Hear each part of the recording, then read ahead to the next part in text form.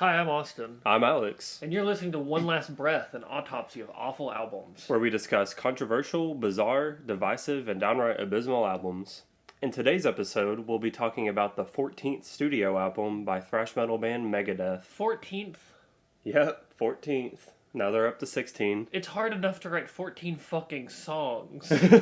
Yeah, 14 but, full lengths? I mean... I guess it's been, what, 70 years since they started making music? 89. But no, there's crazier amount of albums out there from bands.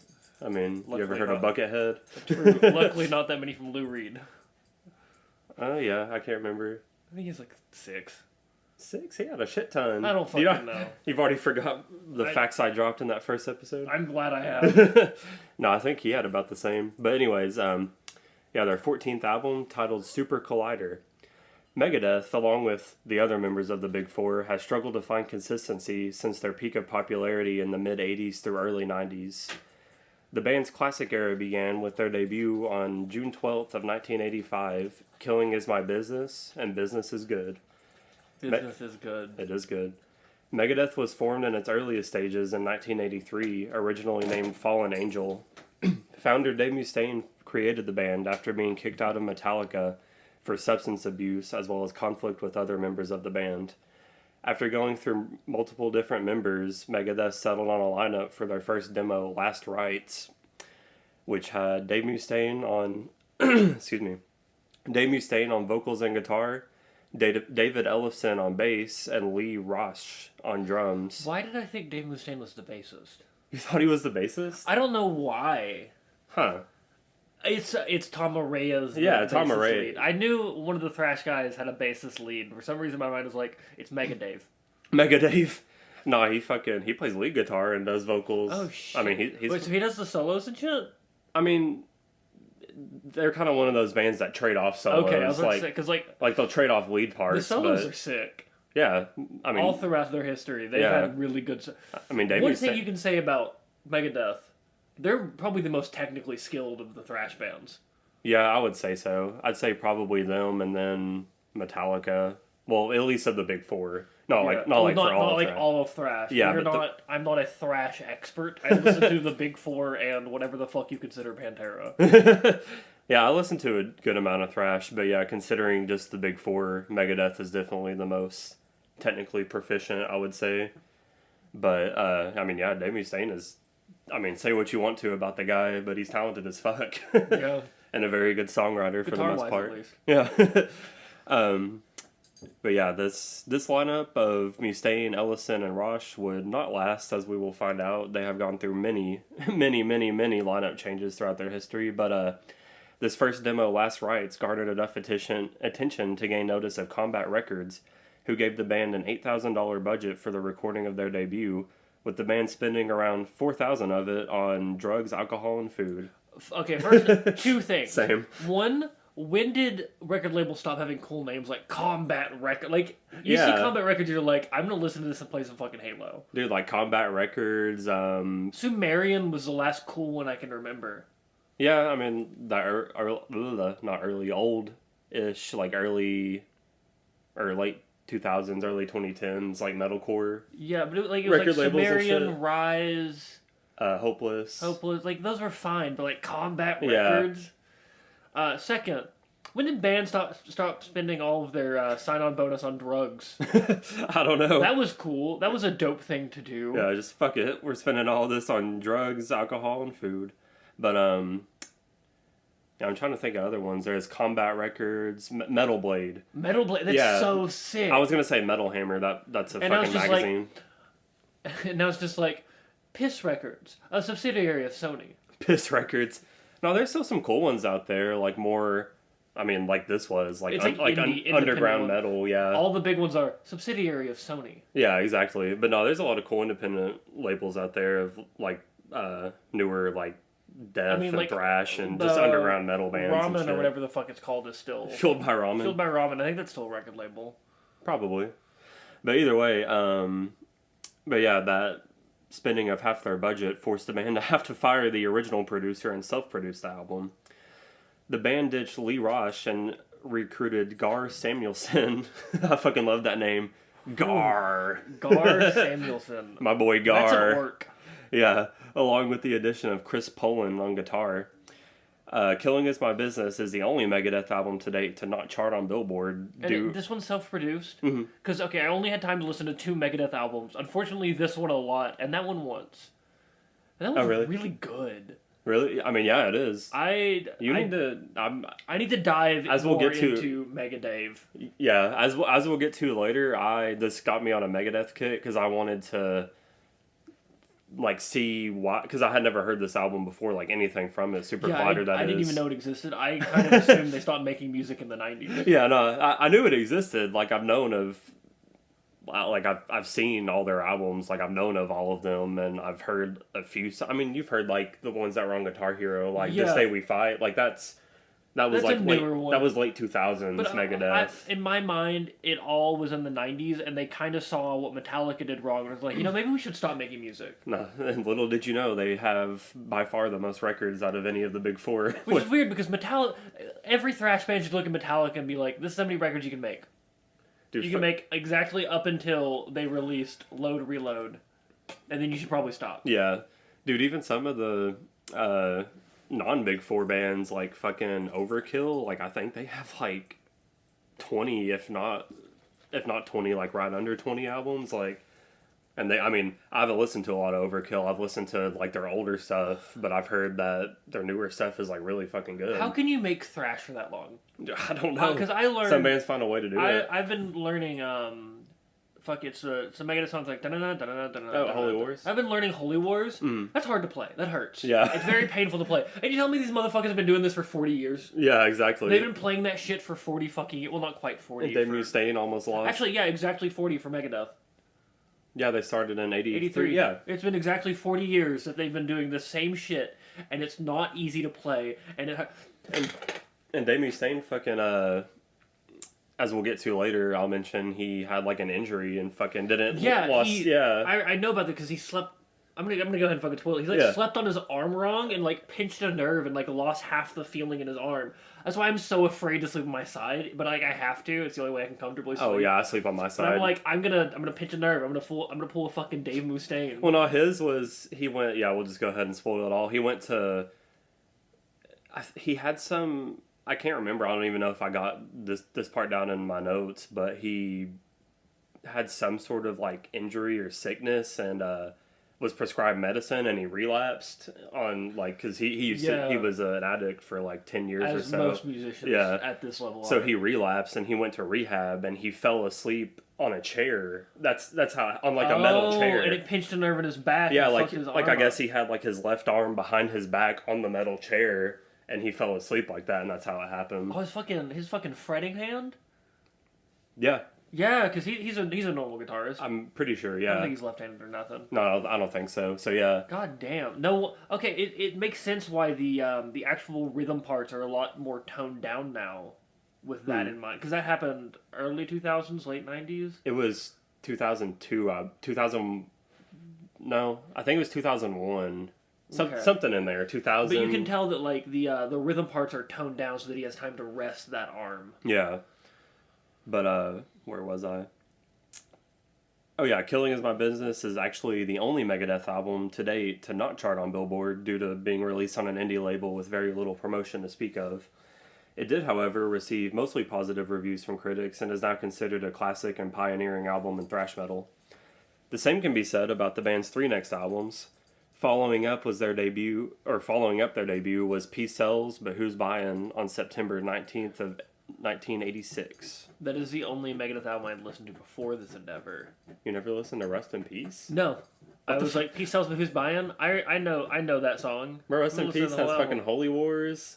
Hangar 18. I've listened to those songs. Like, I've listened to a lot of Megadeth. I've not listened to a lot of Megadeth albums. Yeah, fair enough. Megadeth, especially because, like, Megadeth was all over Guitar Hero. Yeah, exactly. Because their songs are fucking hard. Warriors of Rock? The outro is just 5 Megadeth songs in a row? Yeah, I had, like, This Day We Fight, Sudden Death, and one other, but they were all like, well, it had Holy Wars. I think it ended with Holy Wars, Punishment Due. Yeah, but it had like 3 like late 2000s Megadeth songs on there too. Yeah, it had like too. 6 Megadeth songs on it. Yeah, and I think it probably had DLC. They should have gotten their own Guitar Hero, not Metallica. Guitar Hero Metallica, mid. I mean, they should have just done, like, Guitar Hero Big Four. Like, that would have been pretty fucking sick. Guitar Hero Pantera. The real Big Four. Guitar Hero Nickelback. The pioneers of all metal. But yeah, the band was given a $25,000 budget from Combat Records. How much did they spend on drugs? I guess none this time. And this time they hired an actual producer in Randy Burns. Shortly after the band finished up the album, they were approached by Capitol Records, who ended up signing the band. They also employed Paul Landy to remix the original mixes done by Randy Burns. So yeah, they just made it with him, and then Capitol was like, "No, fuck you, we're getting our own dude." Which on Spotify you can listen to the original mix. Okay. It was for like an anniversary. Is it better? I didn't listen to the entirety of it. I like for Peace Sells, like the actual song Peace Sells, and like Wake Up Dead. Like some of the songs on the album, I listened to like the regular version and then the Randy Burns mix version, and they sound essentially the same. Okay. I mean, the one from Paul Landy, like the one that ended up making it, was actually like probably a little better. Makes sense. I mean, Capitol Records has a lot more money. Yeah, exactly. A record label I've never heard of with a cooler name.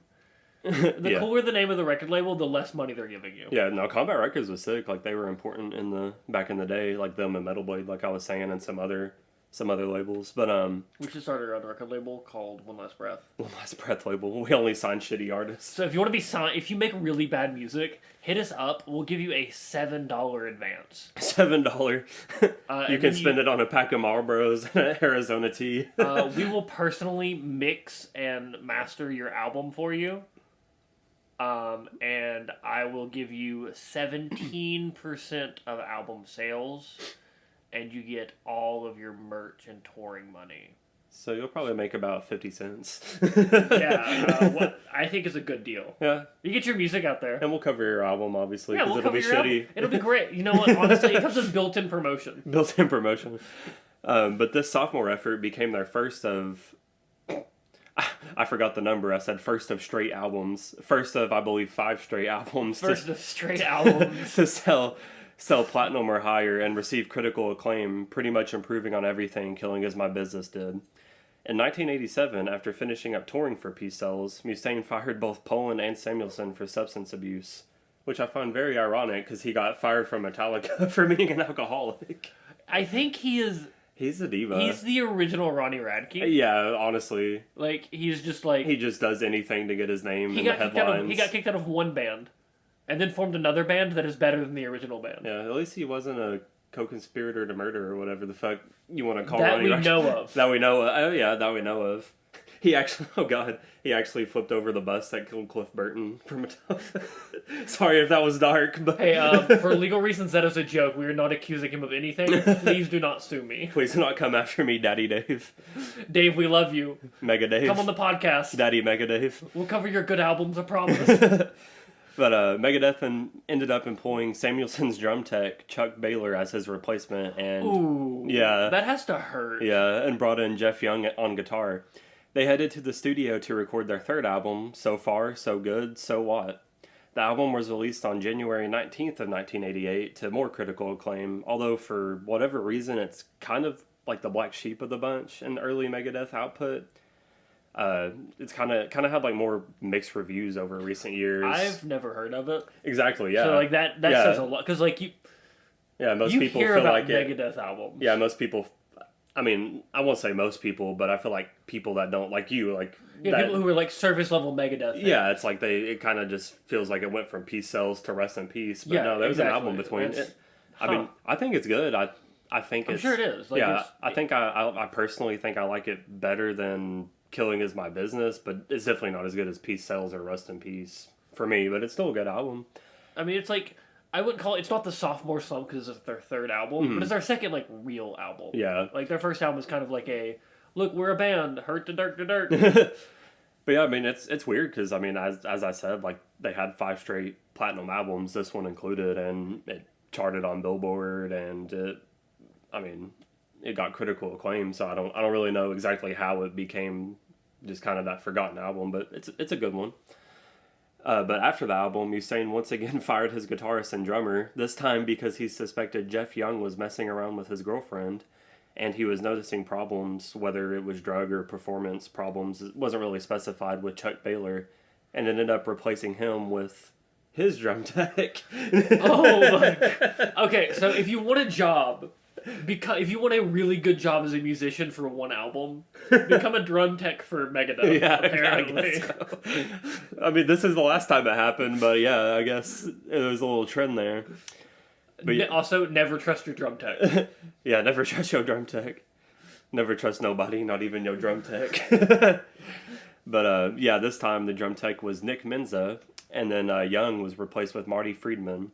Oh, I know Marty Friedman. Yeah. That's a big name. Yeah, exactly. This is considered by many to be the definitive lineup of Yeah, I mean, Megadeth. Marty Friedman is an innovator in guitar. Yeah, Mustaine, Ellison, Friedman, and Menza. That's like the classic I Megadeth. know two of those people. And of course they're the guitarists. Yeah, exactly.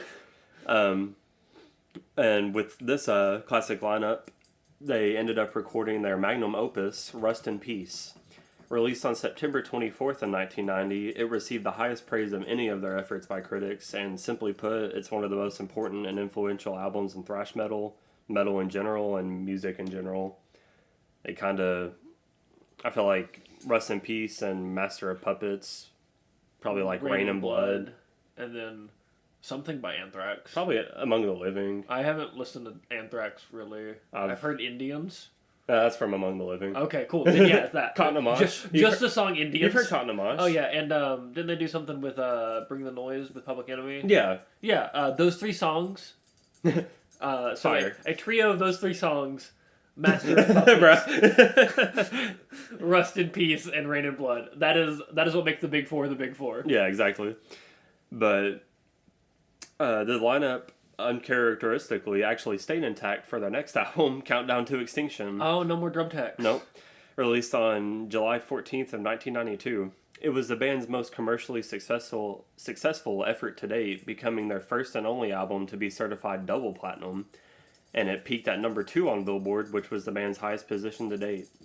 It again received praise by critics, who noted the album introducing a more mid-tempo, hard rock-inspired, and mainstream vibe to Megadeth's established sound, but still maintaining the thrash metal that made them famous. Yeah.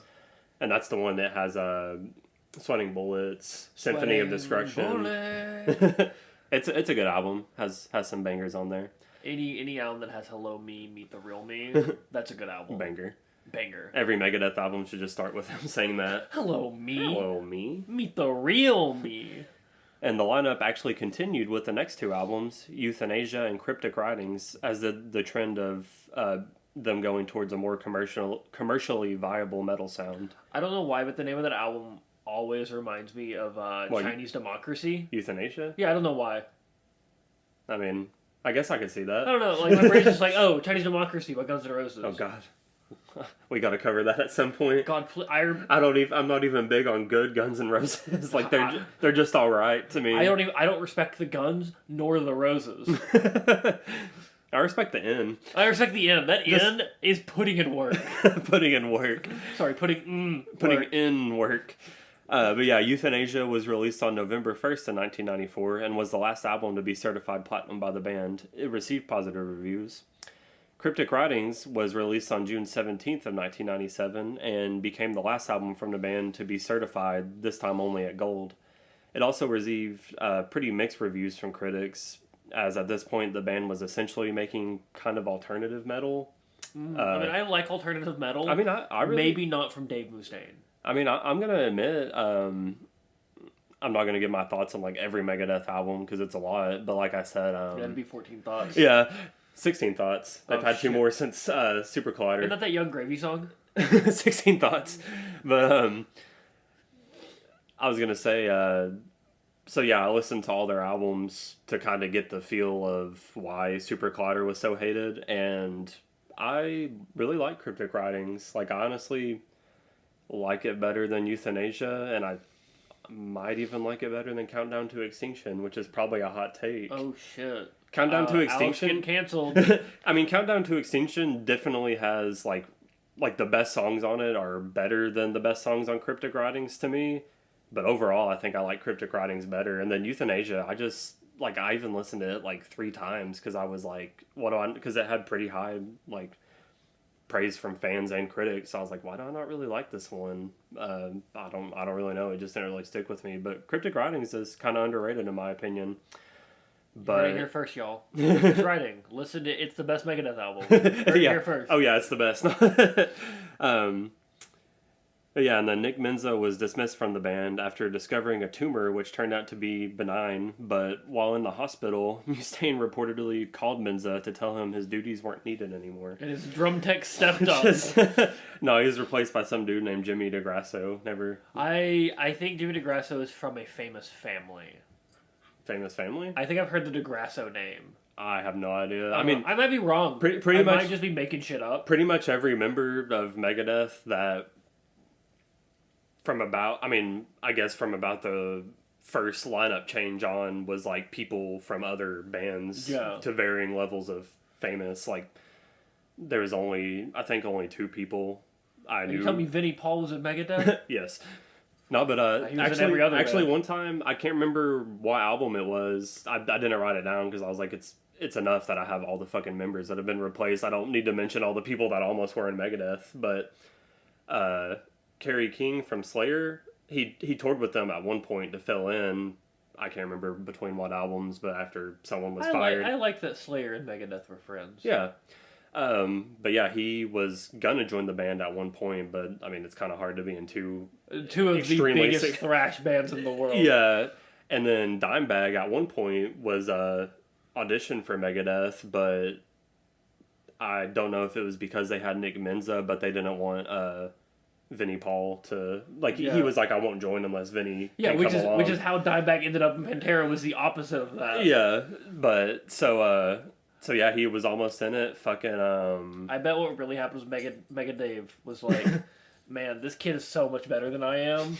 He can't be in the band. I can't be showing up like that. Which is weird because Marty Friedman's in the band, and like Marty Friedman is better than Dave Mustaine.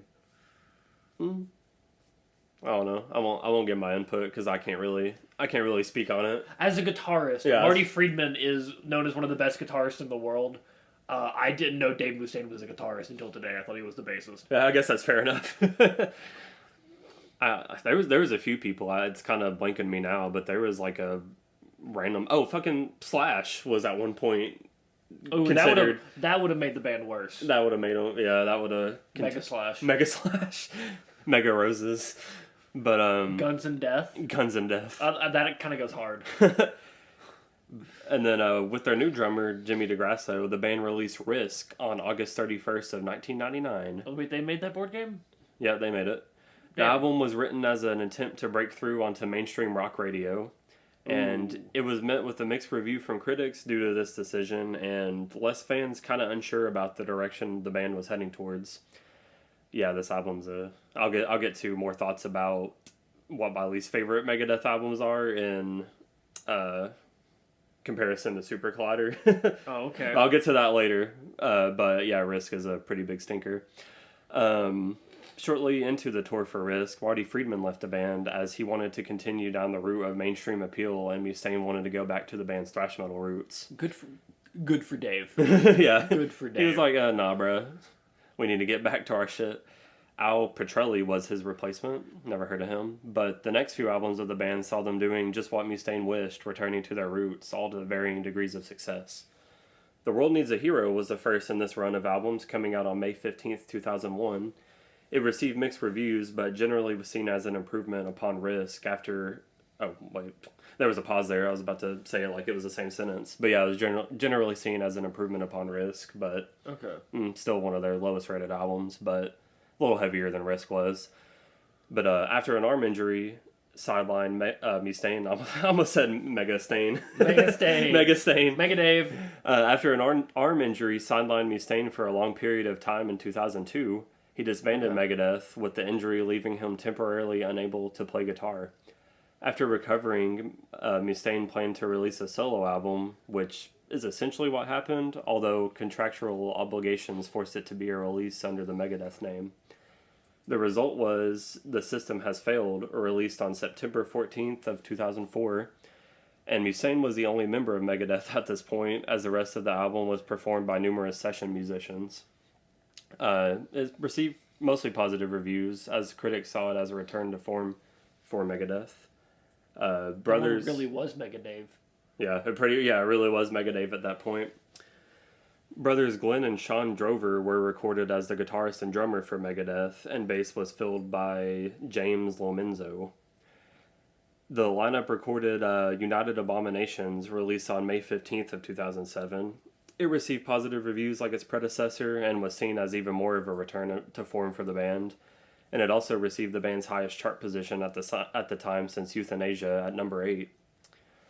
Glenn Drover left the band in 2008 and was replaced by Chris Broderick, and next album, Endgame, was released on September 15th of 2009 to critical praise. It continued the upward trajectory of the band after a mid-career lull and is considered a highlight of Megadeth's later career. Okay, so they had an upward trajectory, and then what happened? Yeah, I don't know. But yeah, Endgame was kind of the, starting... second peak. Yeah, starting with System Has Failed and then United Abominations, they were kind of on a upward path in the Their career is kind of shaped like a roller coaster. It really is, yeah. They've had a lot of ups and downs, but yeah, Endgame was seen as wow, Megadeth is kind of back on top. Okay. I think it even won. Maybe didn't win a Grammy, but was nominated for a Grammy or something. It'd be funny if it was nominated for Best Thrash Album. In 2000, you said 2008? 2009. 2009. Imagine being nominated for Best Thrash Album in 2009 and not winning. That's my headcanon. Yeah. Yeah, I don't... There was one thrash album in 2009 and it was that.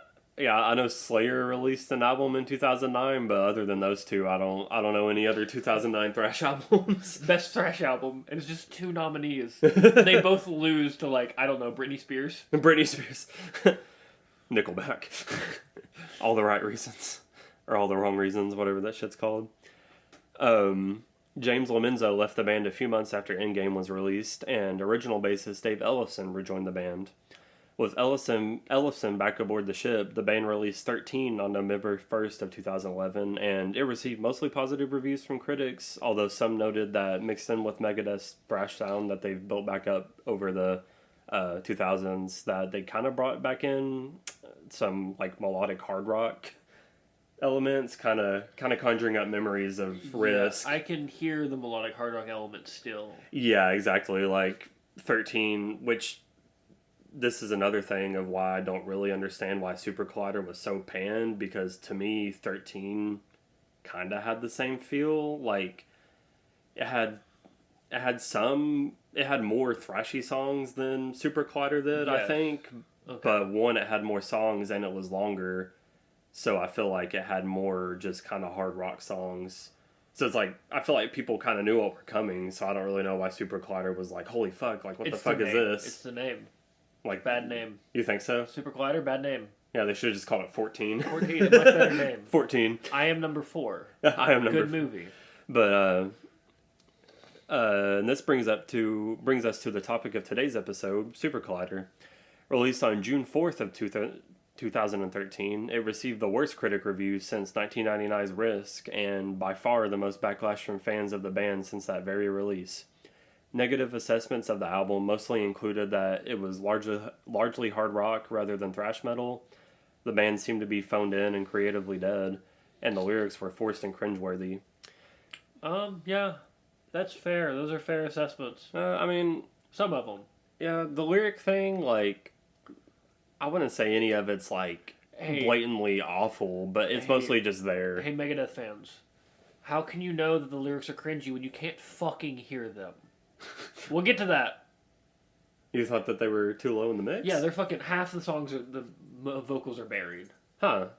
I didn't catch that. I notated it every time it happened. I was I can't fucking hear these lyrics. I didn't catch that. I thought the production was really good, honestly. The production was really good for the instruments. Jay Andrew of Metal Injection, in his 4 out of 10 review of the album, said, "Perhaps the worst thing about Super Collider is how much of a tease it can be. Songs like Burn and Built for War all start out very promising, as if we're about to hear a solid late-era Megadeth song like Head Crusher, Sleepwalker, or Sudden Death. But no, in almost every case, the music devolves in a bland soup of mid-tempo mega mush. I don't mind Megadeth going poppy. Cryptic Writings was awesome. But for God's sake, the title track sounds like a Nissan commercial. I was like, I guess I can kind of see that. Did you get that other scathing review of the title track? The one that we found when we found the album. Oh no! Okay, yeah. Go ahead and mention that. I will find it. You keep talking. I will find that. I know it's on their Wikipedia. Yeah, I forgot about that. User Mickey T of Write Your Music, which is just a user review, not a critic review, gave the album a 1 out of 5, blasting the album, stating, "Megadeth really just went ahead and made their Saint Anger, huh? Well, it's definitely better than Saint Anger because the production is actually listenable on here, but it doesn't help since the songs themselves straight up fucking suck, from the vocals to the instrumentation. If you thought Megadeth couldn't get any more corny than they did on 13, then you're in for a fucking treat because Super Collider is practically unbearable with how corny it is. As Megadeth straight up embraced some elements of cheesy boomer-core dad rock on almost every track on this record, and it's that terrible. I mean, when your album has a vocal duet with the lead singer of Disturbed, you know that we have a bit of a shit show on our hands." What? You didn't know that? No, I didn't notice that. Yeah, fucking Dance in the Rain. Okay. At the very end, it has David Draymond. I hate that. I found the review I was talking about. So, Dean Brown of Pop Matters wrote a really critical review of the album, and he characterized the title track as a ghastly attempt at arena rock that even Bon Jovi would have thought twice about releasing as a B-side. Yeah, that review had me like, oh fuck, this album's gonna suck, which we'll get into it, but I really don't. He did say that Kingmaker was good. He's rated positively, though noted that it seems to pillage Black Sabbath's Children of the Grave. It does. Yeah, exactly, it does. 100%. Yeah, we'll get to that later of thoughts on the title track, but there were some positive reviews. Randy Van Horn Jr. of Blabbermouth.net concluded... I trust a man with 4 names. Randy Van Horn Jr. He concluded, "What saves Super Collider from becoming pure rubbish is the skill of its components. Every solo is worth keying in on. Dave Ellefson has more glue than a first-grade art class, and Sean Drover largely keeps things steady. He's a total rocker on Kingmaker. This album takes some getting used to, but if you can be in a forgiving mood, Super Collider has its merits." And Malcolm Dome from Classic Rock Magazine sang high praises for Super Collider, giving it an 8 out of 10, saying, "Megadeth are in the middle of another classic period. While some of their peers have been struggling for a while to make relevant noises in the studio, Dave Mustaine and co. have been recording vital albums since 2009's Endgame, and their latest is destined to be regarded as one of Megadeth's most defining releases. The band have thrown off any preconceptions, ditched all of the cliches, and allowed their instincts to take over. As a result, this is an album that flows with neatly observed touches and overflows with some of the finest compositions and musicianship ever heard on a Megadeth album." Wait a second. Has this man ever listened to thrash? Yeah, I was like, he said, ever since 2009's Endgame, they've been in a classic period. I was like, I feel like most people kind of feel like that started with The System Has Failed or United Abominations, the two before that. I thought that was really weird, because... That is weird, but also saying that this will go down as one of their most, highly regarded albums or something like that. It's... Even if it was a good album, I'm not saying it's not. Even if it was one of their best albums, people aren't going to remember it as one of their best albums. Yeah, it doesn't fucking matter. It's 20 years after the band was relevant. People are going to remember Rust in Peace. Yeah, it's like even Endgame, which is considered like the highlight of the band's late career. I mean, still, you're not 9 out of 10 people aren't going to pick that over Peace Sells, Rest in Peace, Countdown to Extinction. Like when you're a band, even So Far So Good So What, Killing Is My Business. When you're a band that's this big, it doesn't matter how good your later shit is. Most people that are not like hardcore fans are going to consider your best shit to be the shit they remember from 20 years ago. Yeah, I mean, there's very rare cases where that can happen, like a later career album. But it's very rare. Can't really think of any off the top of my head, but it happens sometimes. But yeah, I feel like especially for thrash bands and like... I mean, the best thing I can think of is the Beatles. Their later career is more highly regarded than their early career. Yeah. But it wasn't that big of a career. Like, they were a band for 10 years? Yeah, which is fucking insane. Released like 30 albums. Every time I think about that, I'm like, what the fuck? They like their best shit came in like a 4-year window. It's like, what the fuck? They released 2 of their best albums in the same year. Yeah, I don't get it. Shit ain't built like that anymore. Drugs just don't work like that no more. Yeah, pretty much. But yeah, that was a very weird review. Which, like you said, I'm not going to get into my main thoughts. Not going to say it's a great album. Not going to say it's awful. But yeah, he's just saying they're in the middle of another classic period. It's like, I feel like they were kind of in the middle of that with Endgame, and we're kind of getting out of it with 13 and Super Collider. And it's okay to say that your favorite band is losing the edge. I did it with Avenged Sevenfold years ago. I mean, it might be because he's from Classic Rock magazine, and this is more of a classic rock album. Yeah, so that could be part of the reason. Neo-classic rock. But the absolute bombardment of negativity regarding Super Collider did little to set the band back. With the releases of Dystopia on January 22nd of 2016, that brought in Chris Adler, which he's from Lamb of God, fucking amazing drummer. Yeah. On drums, and then Kiki Loureiro on guitar. And their newest release, The Sick, The Dying, and the Dead, released on September 2nd of 2022. This time replacing Chris Adler with Dirk Verburen. David Ellison actually recorded all the bass for this album, but after sexual misconduct allegations against him, he was dismissed from the band for his second departure from Megadeth. Wow. And all of his parts were re-recorded by Steve DiGiorgio, which he's from Testament, I believe. Okay. I think he's Testament's bassist. One of the really good classic thrash bassists. Yeah, Testament's a good band. It's not the Big Four. Yeah.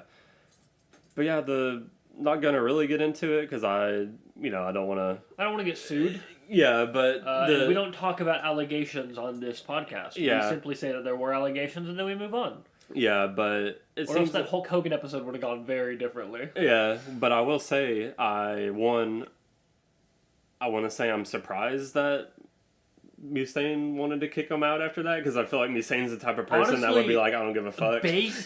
More like Dave Moose bass. Dave Moose, respecter of women. Dave Moose, respecter of women. But yeah, what I read Mega respect for you, Dave. Yeah, what I read was that, like, at first it was reported that the girl that... It was basically, like, pictures of him sending dick pics leaked on Twitter, and it was said that the girl was underage that he was sending it to, but then apparently him and the girl he was sending it to, like, she said that she was of age. Okay. And so we'll really never know the whole like, ordeal. She said she was of age, but I guess she still was saying that it was unsolicited. But then, like, I don't know. Either way, it's a whole thing. Dave did the right thing. Allegations may be true or false. I am not a court of law. It's not up for me to decide. But based on Dave. Based Mustaine. There we go. We got there. Yeah, we can only expect that by the next album there will be another new face among this revolving door of members. But I hope it's Ronnie Radke. Oh God, both of these most recent albums have received positive reviews from fans and critics alike. And it seems that after the major stick in the spokes that was Super Collider, the band is in perhaps of the middle of another career renaissance. Hell yeah! And now we get into the album. Okay, first thoughts on the album. My first thoughts are really short. Not as bad as I expected it to be. Mm-hmm. That's it. That was my first thought. It was like, wow.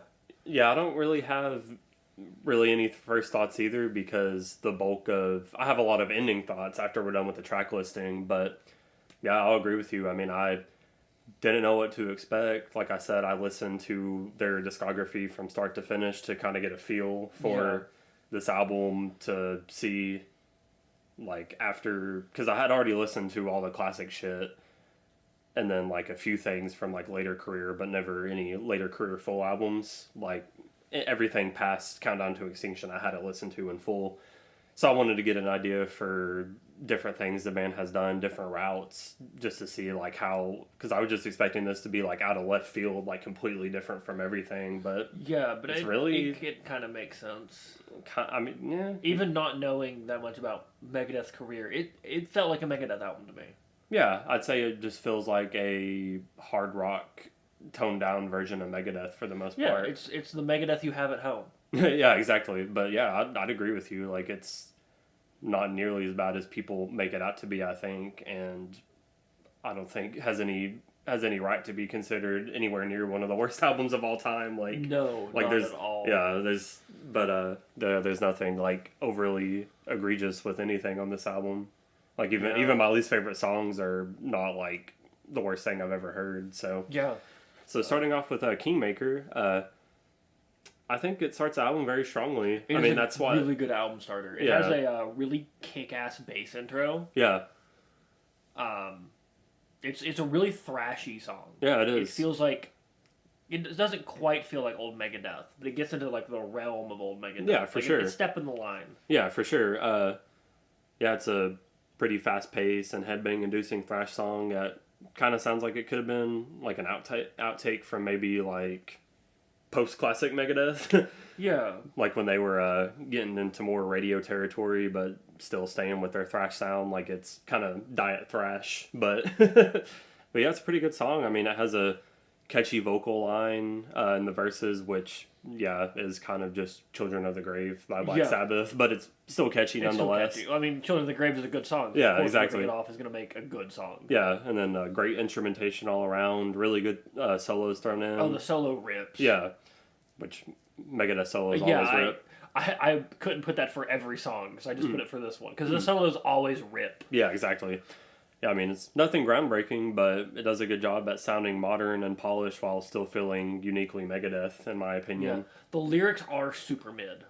Yeah, I mean, which is another thing that I couldn't put for every song on the album, because the lyrics are just... This album does have really mid fucking lyrics. Yeah, like, a lot of people pointed out how awful they are. I think they're, for the most part, very mid. Yeah, like... There's a couple songs where I'm like, what the fuck are you doing, bud? Yeah. But for the most part, it's just like, I don't care. And also, half of them I couldn't fucking hear.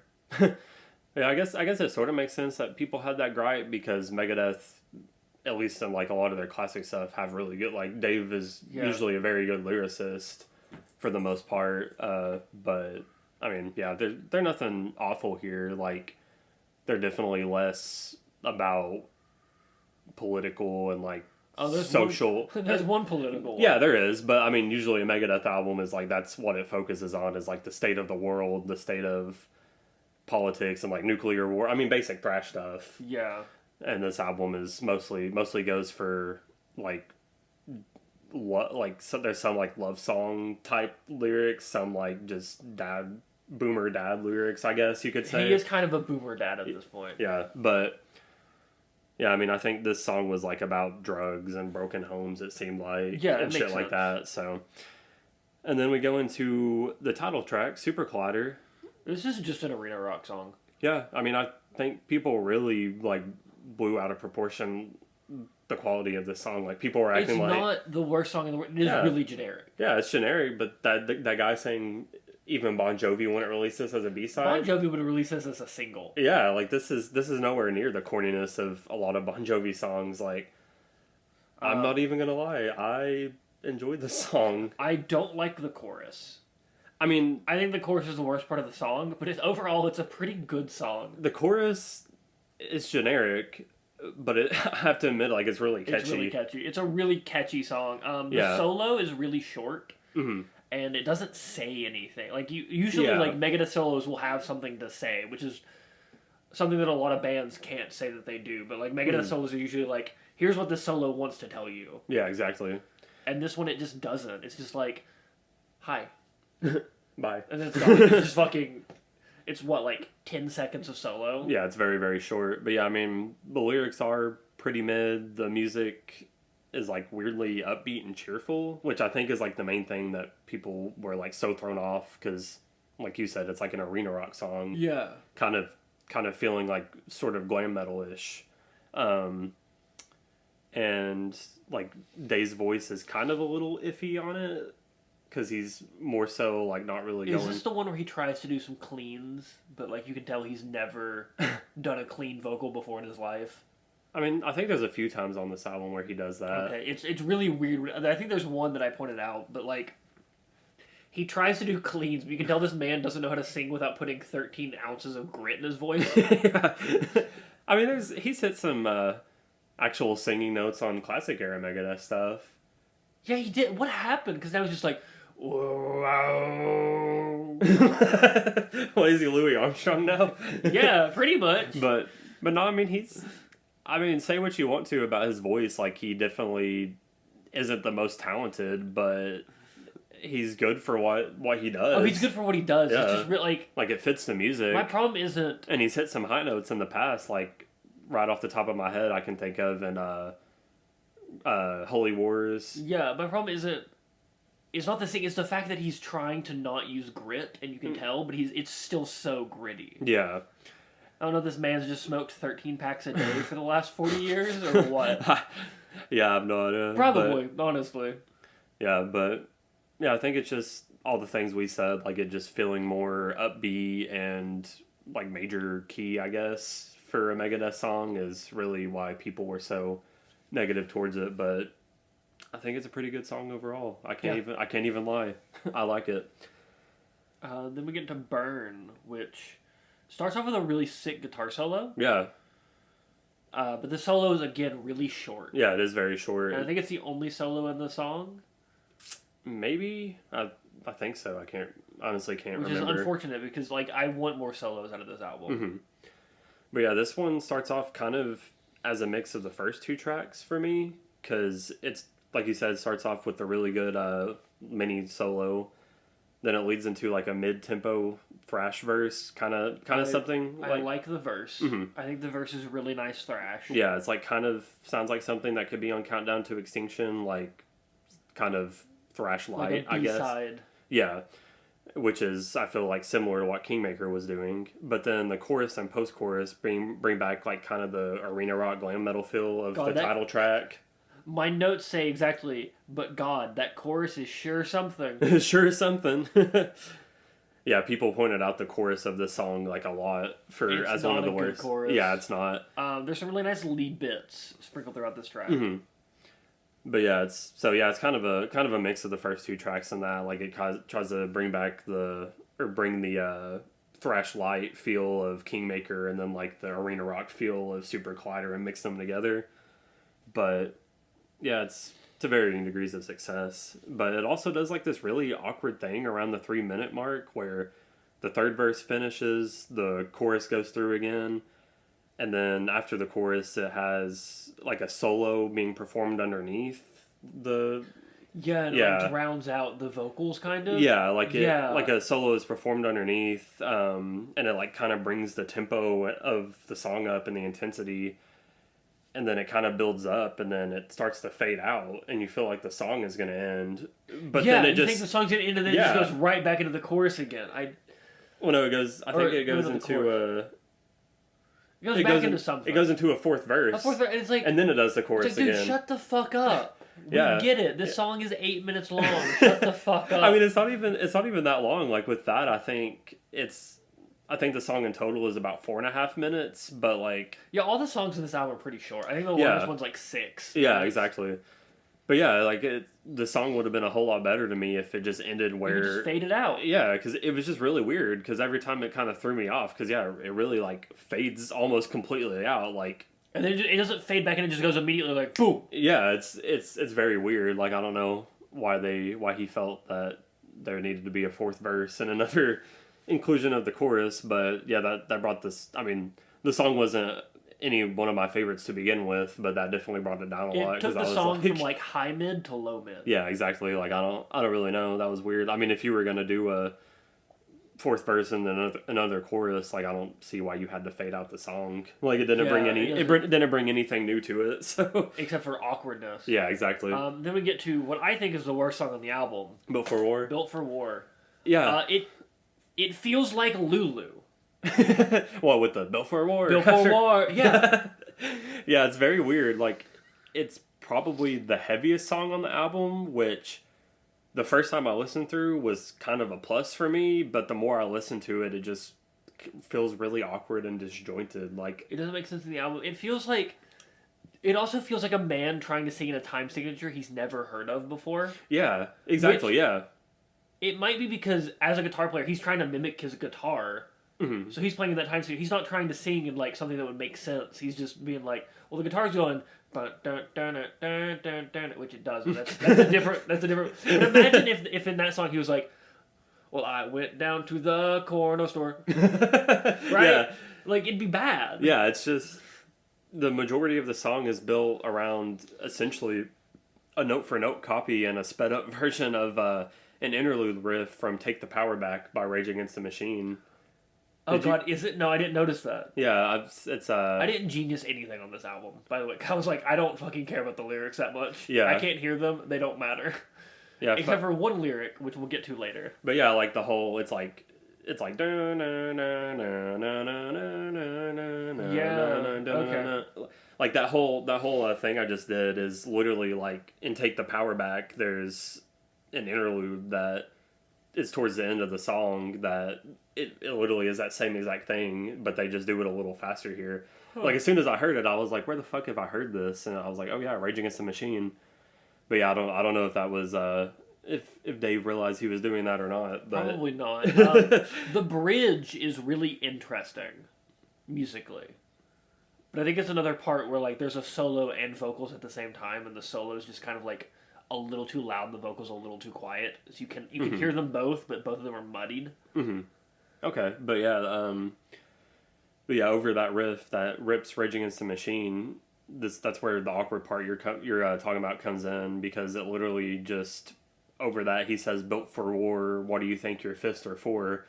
Over and over and over, every time that guitar part plays, he does that. And then it has another riff that comes in that I guess is like the main verse where, yeah, he like kind of sing talks over it, and it feels like he's like either, I mean, I guess like kind of slightly behind the guitar. Like it makes it feel really disjointed. Off time. And then at the end of every line, he's just in the background going, "Built for war." Yeah. Like the riff is very fast paced, and his vocal line is kind of like it's lilting. It's kind of like "Built for war." Like it's really weird. Not great. Yeah, it's pretty jarring. It's definitely my. I'm gonna go and spoil it. This is my least favorite song on the album. The only one I would consider a least favorite. Okay, but yeah, it's kind of a rinse repeat for the whole runtime of that. With besides that bridge and the solo. Yeah. That you're talking about. And then that goes to Off the Edge, which to me kind of feels like a beefier Nickelback song. The first line of my notes is "Old man yells at clouds while cool thrash plays in the background." Yeah. Which is just what this song is. He's just like yelling about like, what if the government was out to get me type shit. Yeah. Yeah, it's pretty uninspired and repetitive lyrics, with the majority of lines being along the lines of "I'm going crazy, this world's gone crazy." Like he literally says that about 6 or 7 different times. It's another one that's like kind of Lulu-esque. Not as bad. Mm-hmm. It's not as bad as "Built for War," but it's like kind of has the same like Lulu, which talk singing is something that Dave Mustaine has done successfully in Sweating Bullets. Yeah, and a few other songs, yeah. I don't know why he can't do it anymore. Yeah, like Sweating Bullets, Symphony of Destruction. That's kind of what he's known for, really. Yeah, there's a good amount of songs where he does that. But yeah, I don't know. This one, the vocal pattern seems like really generic, and kind of the song overall reminds me of like 2000s butt rock. Honestly, like like it kind of has that feel going for it. There's a decent solo that kind of breaks up the monotony, but overall, this one's kind of a stinker. Another one in that's my not opinion. worth listening to. It's definitely not my least favorite. Okay. But then that goes to "Dance in the Rain," which is featuring David Draymond. See, I didn't get that part. Probably because the vocals are buried the entire song. But yeah, this one I will agree. This could is not one. hear a single fucking word anyone was saying. Yeah, this is one that I'll agree with that. Especially David Draymond's part. Like you can't. Like I don't know if they would have made the vocals more clear if his inclusion would have felt more warranted, but. It's not even like credited on Spotify as. Like, yeah, it's not. I only know it because it was on Wikipedia. Which, when you're listening to the part, you can tell that it's him, but like if you didn't know, you would just think it was Dave, like because it's drowned out. They kind of sound the same when they're drowned out like that. Yeah, because it's so drowned out. I will agree with that. Like it makes his inclusion feel not necessary because it doesn't really bring anything different to the song. But the song is like it would be really sick if it was. It's like a thrash metal spoken word song. Yeah, it's a pretty decent song, which is what Lulu tried to do. But this one would have done it right. Yeah. The mixing had been fucking better. Yeah, it starts out pretty mid-tempo with some, I would say, some of the better lyrics of the song of the album. I couldn't hear them. It kind of is talking about like just being tired of being a member of society and like day-to-day 9 to 5 shit. But then he talks about like Big Brother watching you. Society. Yeah, he talks about like being I guess specifically being a gas station pump attendant. Like, what the fuck? Yeah, like it literally says something about like pumping gas like as your job and like Big Brother watching you. Is I that don't know, even still a job? In New Jersey and Oregon, those are the only 2 states that you don't self pump your own gas. And I only know that. I'm not gonna pay extra money for someone else to pump my gas. Yeah, the only reason I know that is because me and my wife, we went on our honeymoon to Portland, Oregon. And you weren't allowed to pump your own gas? No, we only had to get gas one time down there. We had a rental, because, I mean, all the way across the fucking country. We flew there. Really cool place, but yeah, it was very weird because we pulled into a gas station and all of a sudden this dude just comes strolling up. And we were both kind of like... Cause, are we about to get robbed? Well, no, I mean, he had like a name tag, like you could tell he worked there, but I was like, why is this dude walking up? Did we do something wrong? Like, I don't understand.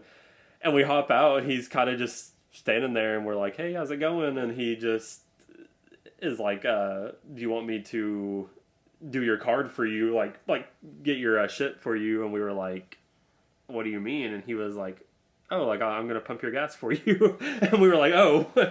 We were like, yeah, we're from fucking Tennessee. We didn't know. We don't sound like we're from here. You could explain something a little faster. Yeah, it was very awkward because we were just like fish out of water. We were like, or does it help that you both look like you would live in Portland?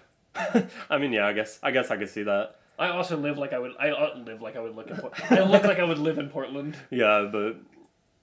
Yeah, so I looked it up, and Oregon and New Jersey are the only 2 states. But yeah, the whole time we were down there, pretty much everybody that we talked to was like, where are you guys from?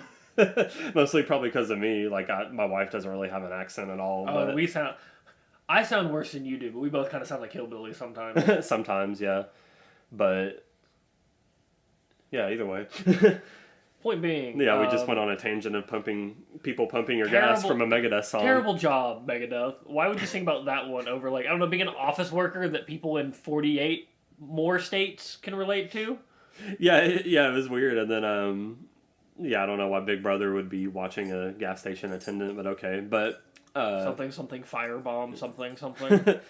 But towards the end of the song, it really picks up. It speeds up the tempo with a good solo and like a really, really groovy bass line underneath. I don't know if you caught that. I did catch the bass line. There's a pretty sick bass line underneath it. Because unfortunately, all you can hear is the instrument. Yeah, and then it leads into David Draymond's part of the song. And it really picks up the heaviness when Draymond comes in. And like I said, it's not a bad feature, but doesn't really feel needed for the most part. But decent song. Yeah. Then we get to the beginning of Sorrow. This is probably the one I have the least to say. I don't have a lot to say about this one. The bass intro rips, and it's kind of a nu metal song.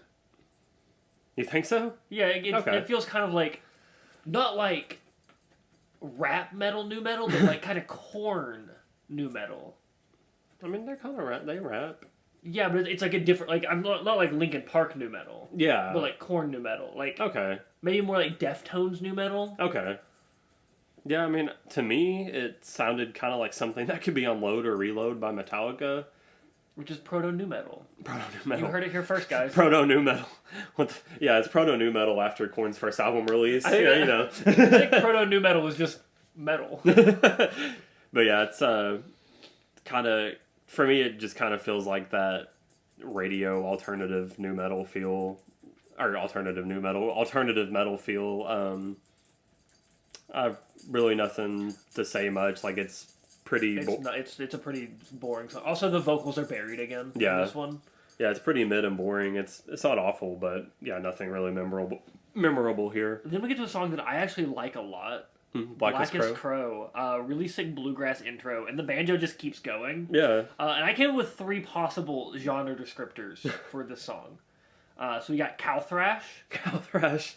Thrash folk.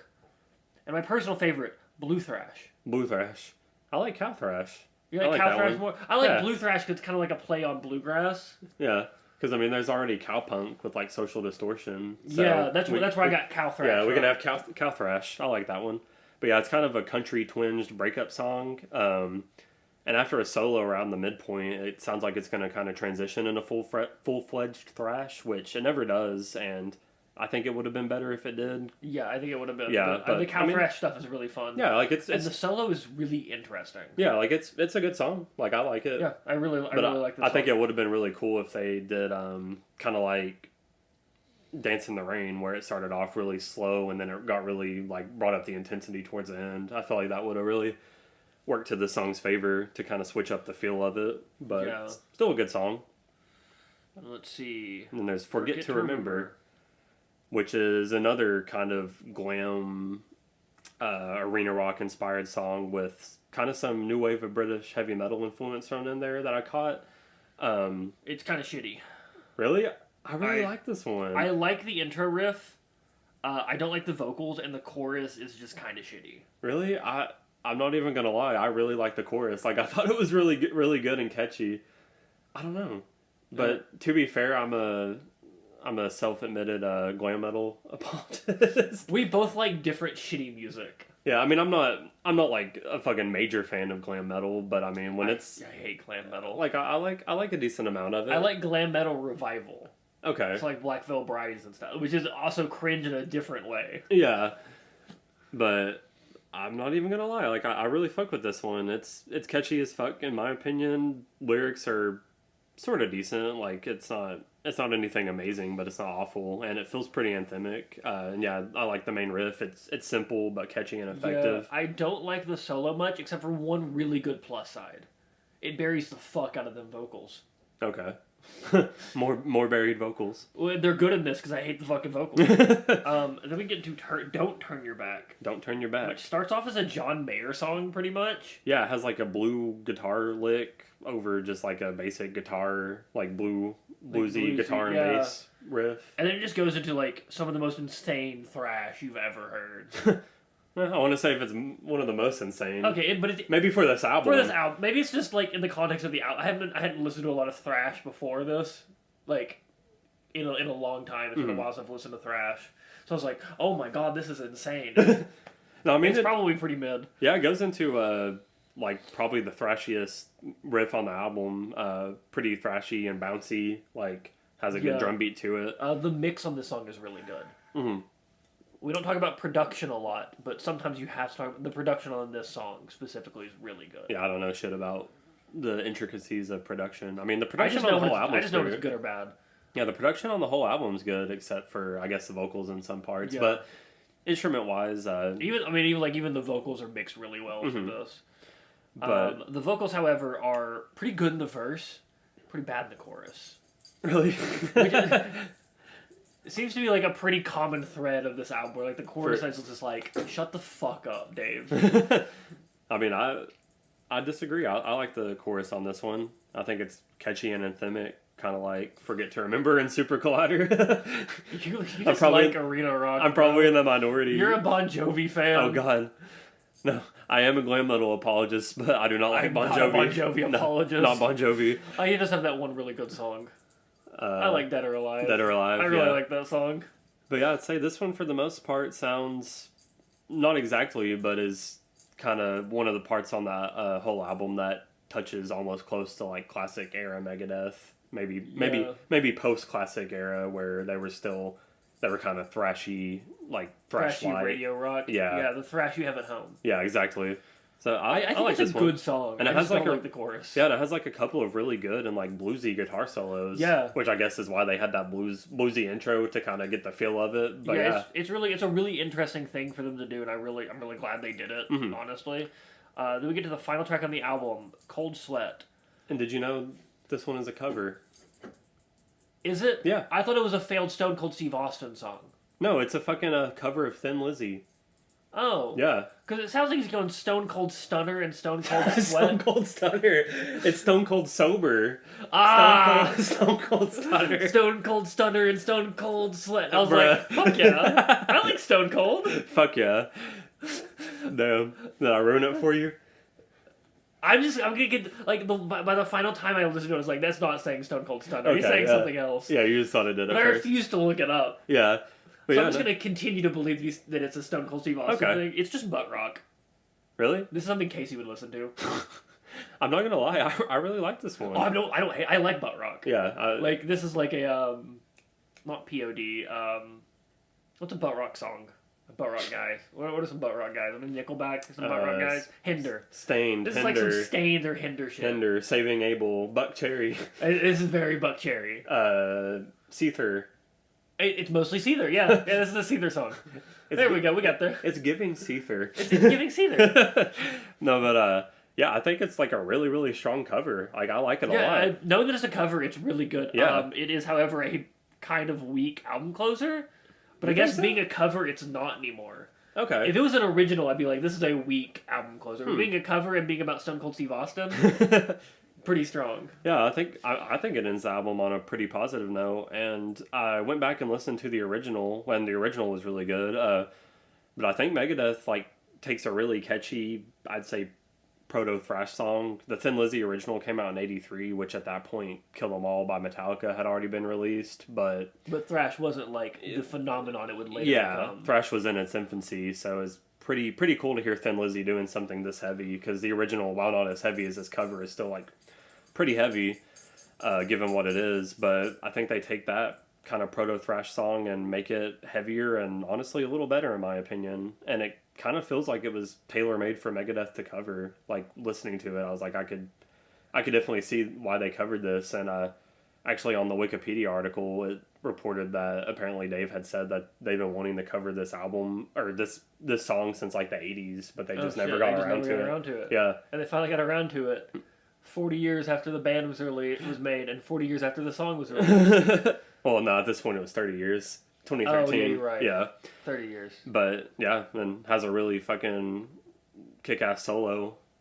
Yeah, it just a really kick-ass solo. Which in the original, they didn't really change the solo in the original. It's like really tappy, which is really weird and cool to hear Thin Lizzy do. Yeah, I didn't know Thin Lizzy had that in him. Yeah, apparently. Thin Lizzy must have thick fingers. Yeah, I read about the actual original song, and apparently they took influence by Van Halen and like other acts at the time. It is very Van Halen-y, and Van Halen is kind of like, without Van Halen, I don't think thrash would sound the way it does solo-wise. Yeah, definitely not. Much as I don't like Van Halen's music, one of the most influential guitarists of all time. You don't like Van Halen? I thought you did. I like the stuff without vocals. Okay, you like the instrumental. I'm not a Sam Hagar fan. Sammy Hagar? Fucking David Lee Roth. Lee Roth. I'm not a fan of him either. I don't like Van Hagar. I fucking hate Van Hagar, but I love like Van Halen's first. It's the instrumental stuff because like the instrumental stuff really shows off how good Van Halen is as a guitarist. How good the whole band is. Yeah. So I like the instrumental Van Halen stuff a lot. I like Van Halen Guitar Hero because they're very fun to play. I mean, but other than that, I'm not a Van Halen band fan. I'm a Van Halen guitarist fan. Okay. I mean, I can.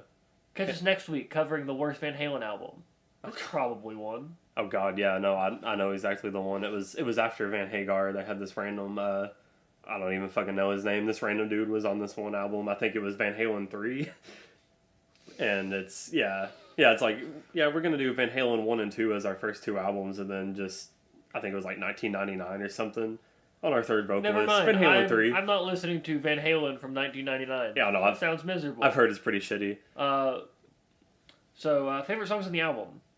I got 5 this time because there are 5 that I really, really liked. Only 2 that I would say I disliked, and even the 2 I disliked aren't awful. And then everything else is just kind of there. Like, it's pretty decent. But my favorites are Kingmaker, Forget to Remember, Don't Turn Your Back, Cold Sweat, and Super Collider. And okay. I would say my absolute favorite is it's definitely between Forget to Remember and Cold Sweat. Okay, my favorite in order. Blackest Crow is my most favorite. And then Cold Sweat, just because of the Stone Cold Stunner part. Stone Cold Stunner and Stone Cold Sweat. And then Kingmaker. Okay. So you got 3? Yeah, I just got 3. And then my least favorites are just Built for War and Off the Edge. Oh. And it's mostly just Built for War. That's literally my 2 least favorites. Yeah, I would say Built for War is definitely the worst Go for song. war. Is definitely the worst song on the album, which sucks because even though it's like I said, feels like a copy of that one riff from Take the Power Back, it still is like a... Instrumentally, it's an incredible song. Yeah, it's a really good song. The problem is the vocals. Yeah, it really ruins it. It just makes it feel really fucking awkward and disjointed. And then Off the Edge, like we said, it's just really boring. And it's just kind of annoying hearing him say, the world's going crazy, I'm going crazy. Like, he says that way too many times. Society! I'm just like, shut the fuck up. Dave Mustaine should have played the Joker in the fucking new... No Joaquin Phoenix, it should have just been Dave Mustaine. I'd watch it. It's like, hello, me. We live in a society. Sorry to our editor, who's going to have to make that a lot quieter. Sorry, Ryan. Hello, editor. Please make that quieter. But yeah, okay, so closing thoughts. I'll let you get to yours first because mine are a little long. My closing thoughts, it's just kind of a mid-album with some high points. Mm-hmm. Like, it's like their career. It is a roller coaster. It has some high points, it has some low points, but it's mostly in the middle. Yeah. Okay. Yeah, that's a good assessment. I'm going to say, I don't think this is Megadeth's worst album. Is it 13? I don't think it's their second worst album. Is that 13? I don't think it's their third or their fourth. What's their 13th I think worst album? I think it's their best. No, I'm kidding. It's definitely not their best. But no, like really, it's only my fifth least favorite Megadeth album. Oh god, you do have the whole list. Okay, yeah. you got some blank spaces. I was doing a ranking. Yeah, that'll be to get to. That'll be posted on the Facebook page. Oh yeah, like anybody cares what my Megadeth ranking is. Well, yeah. I'm not going to get to an entire ranking here because that would take too long, but... Because there's 16 fucking albums. Yeah, but I will get to the ones that I think Super Collider is better than. My least favorite is by far Risk. That is the only, and I'm going to say, like, the only Megadeth album that I would give below 5 stars is Risk. Like, even then, I would give it probably, like, 4.5. Okay. Like, nothing that they've made, in my opinion... I'll skip that one when I listen to Megadeth. I mean, I'd say still listen to it if you have the time to get a feel. But yeah, Risk is my least favorite, and even then, it's not anywhere near like worst album of all time territory for me. It has 2 songs that I actually like, which are the first 2 tracks, and then everything else is pretty shitty. Then just barely above that is The World Needs a Hero. It's pretty mid. Like, there's only one song that I actually really enjoy from the album. I forget what the song is. I'd say everything else is pretty mid for the most part. Like, I'd probably give this album a solid 5. Like, it's kind of just there. I like 2 songs from Risk and only 1 from The World Needs a Hero. Like, actually really enjoy enough to like add to a playlist. Yeah. But I think just like overall, it's better. Yeah, overall it's better. But and then those are like by far my 2 least favorite Megadeth albums. And just above that, probably the most controversial, I have Euthanasia.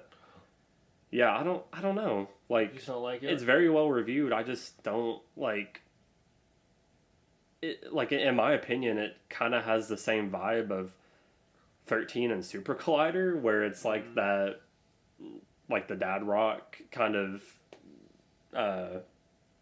just built for radio feel, but it's just not done really effectively here. Like, I don't know, but I would still give it like probably like a 5.5, and then right below Super Collider I have 13, which is kind of the same album as Super Collider. Ironically, at number 13. Yeah, which is kind of the same feel as Super Collider, but slightly worse Super Collider. Yeah, like it's longer and has more mid songs than Super Collider, I think. Like, there's only about 4 songs from 13 that I like really, really like. The rest is just pretty mid.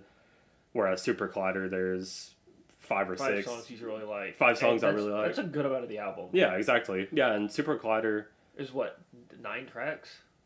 10 tracks? I think 10. Yeah, and it goes by in a breeze. Like, yeah, it's a really short. It's not even like it's a really short album. It's a good length. Yeah.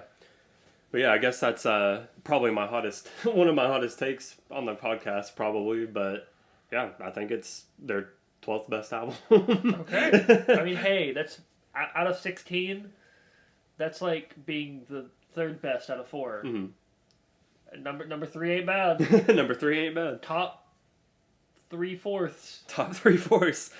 But yeah, like I said, like nothing Megadeth, or only one is like below mid score for me, like 5 out of 5. Risk is the only one that, or 5 out of 10. Risk is the only thing that goes below that. Did you get your aggregate scores? Yeah. From Rate Your Music, it holds a 2.7 from 5 out of 5 from 2,800. So that's a 5.5. Mm-hmm. From 2,857 reviews. So, pretty good amount of reviews. I give this album 6.7.